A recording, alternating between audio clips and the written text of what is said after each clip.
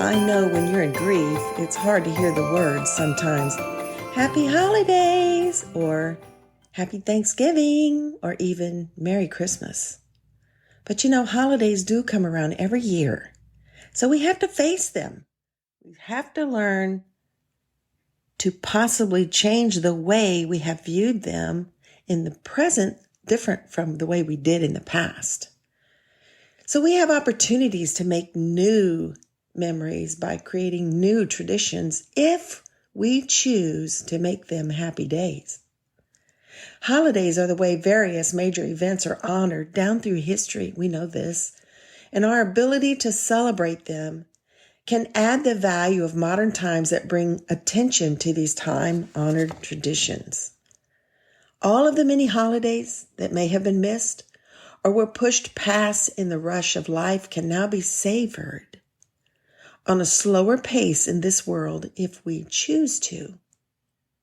It really is up to us to decide how we want to have a special day in our life now.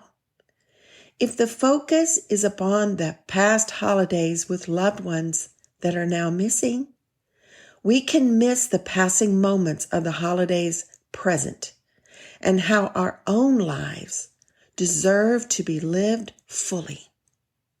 So when you think about your five senses, you've got sights, music, smells, taste of good foods, great dramas that can still be enjoyed by us if we choose to live in the present. Our friendships with others is enjoyable for sure and needed for fellowship and support. We all need to hold on to each other in this uncertain life. But the relationship that we have with ourselves determines how we will face the present and decide to take it all in at face value and enjoy the good moments of literally being alive. In other words, decide to live life while you are alive. Your ability to still enjoy the good things in life is determined by the mindset we have decided to keep. Grieving doesn't bring our loved ones back, and it can steal the good things we still have ahead in our own lives. Yes, I know grief at times is unavoidable and must be honored. That is how our love is expressed sometimes now. We certainly do miss them. Yet we who are alive and remain here must find ways to honor the past and yet still honor our own present reality. We still are in this world. And because we are, we can live in truth, live in the present, stay focused, and live a life of meaning personally. We just finished this retreat called Simple Joys, and at that retreat, it was a funny thing that I had earlier in my week in my office. I was humming songs, and I started humming the 12 Days of Christmas. And then all of a sudden, I changed that. I said, the 12 Days of Grief Guide. Aha! What can I write that could work with this? And so I did.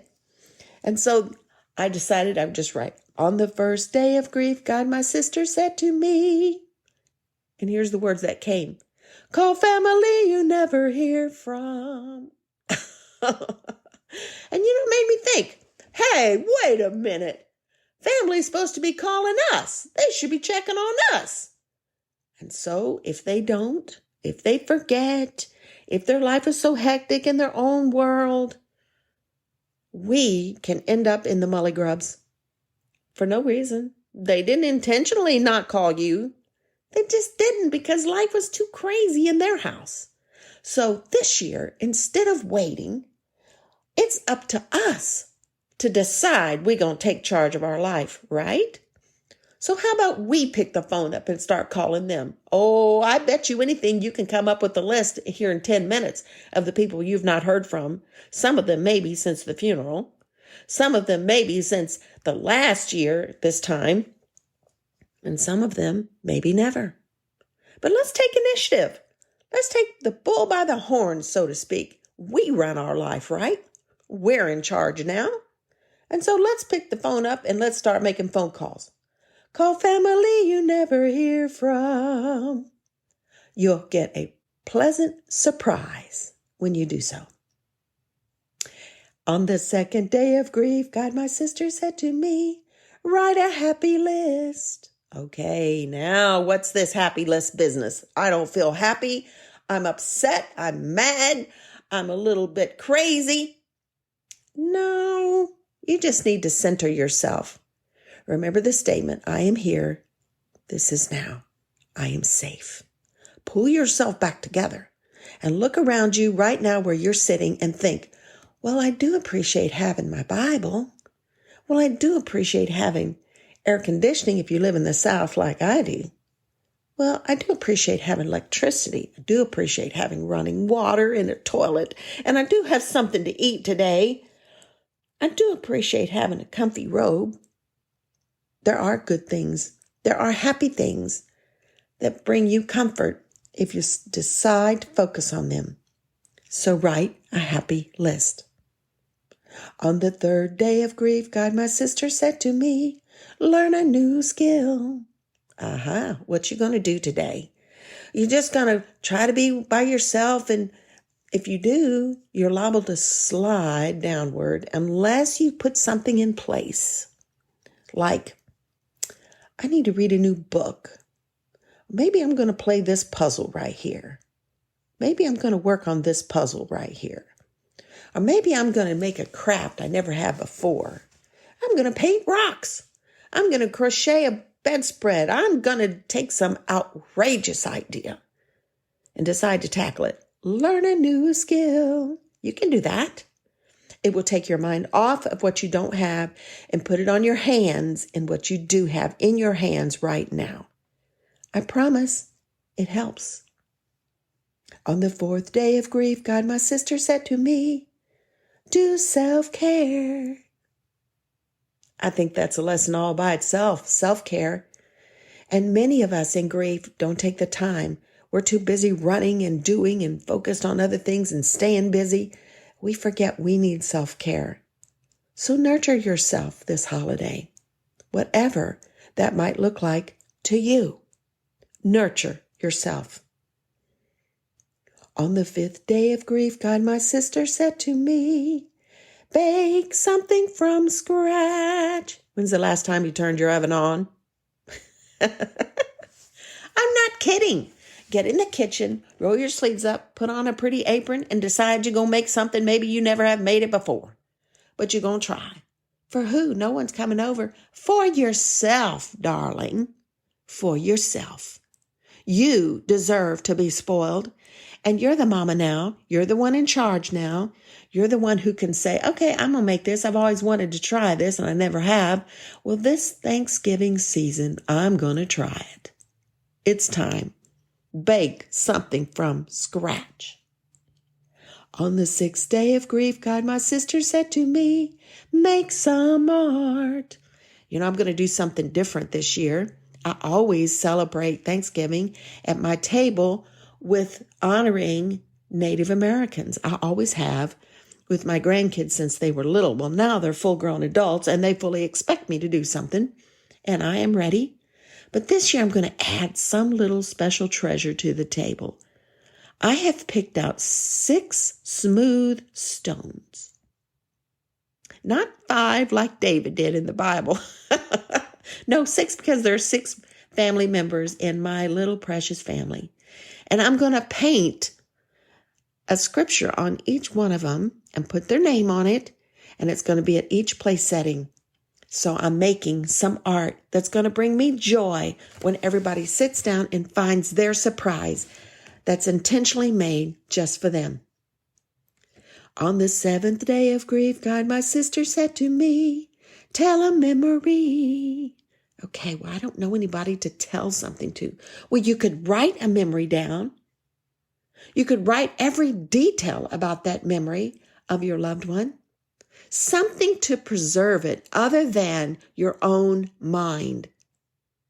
Maybe a family member has never heard the story of how your loved one found Jesus. Maybe they've never known what the purpose was why they were called, or what they did in life and how they ended up in that field. You can make a decision to tell a memory deliberately. On the 8th day of grief, God, my sister said to me, start a new tradition. A new tradition? Yeah, because the old ones bring pain now. The old ones have been fulfilled. The assignments of your loved ones' lives have been completed. So sometimes when loss happens, you need to change gears and think about a new and a fresh way since you have entered a new era in your own life without them. Start a new tradition and change things around. On the 9th day of grief, God, my sister said to me, go outside. Yeah, go outside. Breathe some fresh air. Get some sunshine. If you're up early, watch the sunrise or watch the sunset. Take a moment to savor nature. Go lean up against a tree. Go sit down on a park bench. Feel the breeze on your face. Nature has a way of calming us. Listen to the birds. Watch a squirrel scamper across the grass. Go outside. On the 10th day of grief, God, my sister said to me, be flexible. Oh boy, this is a big one when you're in grief. We have a tendency to want everything to evolve around us because we're the ones who lost someone. But you know what? Truth is, nothing remains the same in life. Everybody has had changes and switch-arounds and switcheroos and things that have happened and transitions. Everybody's in a state of flexibility, and that if we don't adjust to that easily, it'll make us grumpy. It'll make us upset.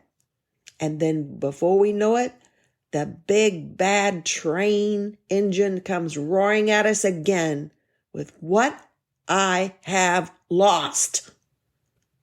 Well, we need to be flexible because we are not actually in charge of life or death. Being flexible means I'm going to move easily with it. I'm going to let life flow around me. It's easier on your holiday when you do. On the 11th day of grief, God, my sister said to me, learn to forgive. Oh, man. Who do I need to forgive? Maybe it's myself. Maybe I've been regretting how this all turned out and thinking I wish I could have, I wish I should have. Why didn't I? And our mind is full of regrets. Forgive yourself this holiday. Forgive yourself. You're not in charge. God is in charge, and he's running things the way he knows fits best. Is it painful? Yeah. Does it hurt for a time? Yeah. Learn to forgive other people. Maybe they messed up. You know, people respond to death in different ways. They don't respond the way we think they should. They respond according to their own thoughts and feelings and actions and behaviors and opinions, not ours. Forgive them. Let that be your Christmas gift this year. Forgive everybody for everything. It'll be a whole lot easier on your holidays. On the 12th day of grief, God, my sister said to me, guard your heart. Don't intentionally put yourself in the place of where the mousetrap is, because you could get snapped. Guard your heart, guard your conversations. Stay around those that could be calming. They could have a peaceful spirit so that you can stay steady this holiday season yourself. Now that I've sung you the song in bits and pieces, let me sing it to you together because this is how you can have a good holiday. Let me guide you through this song.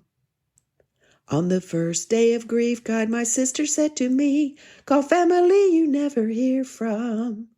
On the second day of grief, God, my sister said to me, write a happy list, learn a new skill, do self-care, bake something from scratch, make some art, tell a memory, start a new tradition. What's your tradition going to be? I can't hear you. Start something outrageous? Yes. You know what my tradition is? I'm going away after Thanksgiving and my family has been fed and strengthened and had a good time and leave for other families to enjoy this holiday with. I'm going to go enjoy my own holiday. That's a new tradition I'm starting. And then I'm going outside and be flexible, learn to forgive and guard my heart. I know I'm mixing the song all up on purpose. Anything that helps you get control of this day, this 24-hour period in which we honor traditions of our nation, that we truly take time to express gratitude to each other for the things we mean to each other, the places we have been, the experiences we've all had together. Stick together while we can, because life is short, as we know. I want to honor you and tell you, with a guide through the Word of God, you can have a good holiday. Happy Thanksgiving. For more information, check out griefguideministries.com.